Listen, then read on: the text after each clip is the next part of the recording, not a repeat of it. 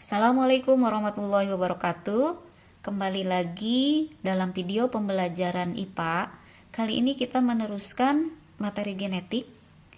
Yang pada materi genetik 1 kita tahu bahwa yang dimaksud materi genetik di sini adalah bisa kromosom, DNA ataupun gen. Nah, mari kita lihat lagi untuk kromosom. Dari mulai strukturnya, kromosom ini ada bagian tengah yang disebut sentromer. Jadi di sini fungsi sentromer ini membagi kromosom menjadi 2 lengan, dan pada bagian sentromer ini tidak ada gen. Kemudian pada bagian lengan ini disebut juga, lengan ini disebut juga kromatid, di mana di dalamnya tersusun atas DNA.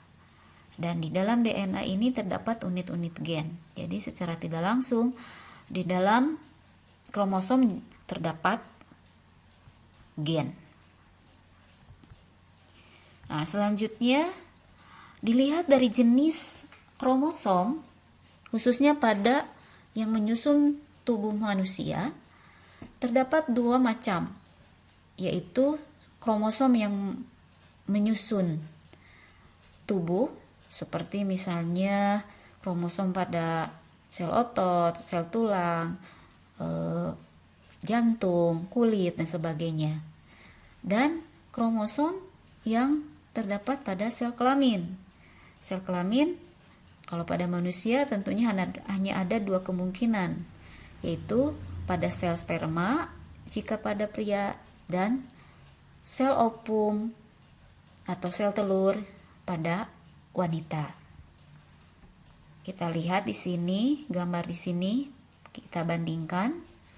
Yang pertama, pada gambar yang pertama ini, A dan B ini adalah susunan kromosom pada penyusun tubuh. Di sini terlihat ini pada telinga ya, kemungkinan pada telinga. Ini pada perempuan, ini pada laki-laki.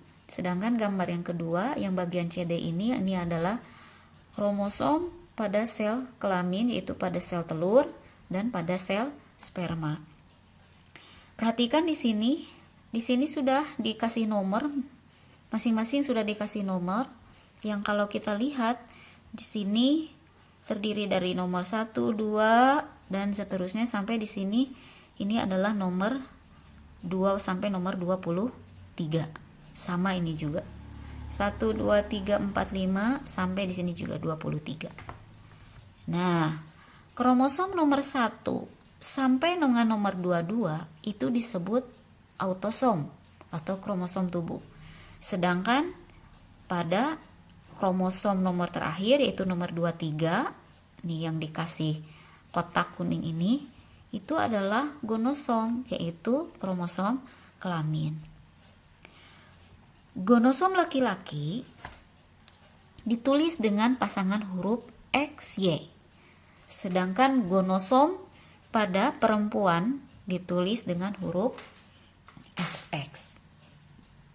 Apakah kalian melihat perbedaan antara kromosom pada penyusun tubuh dengan kromosom pada sel kelamin? Mari kita lihat perbedaannya. Yang pertama, kita lihat kromosom pada penyusun tubuh, dia memiliki pasangan atau berjumlah 2 buah.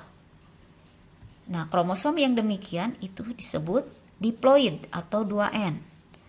Kita lihat, bandingkan pada pada kromosom sel kelamin, di sini tidak ada pasangan, dia hanya 1 buah. Nah, kromosom yang tidak berpasangan seperti ini disebut haploid atau N.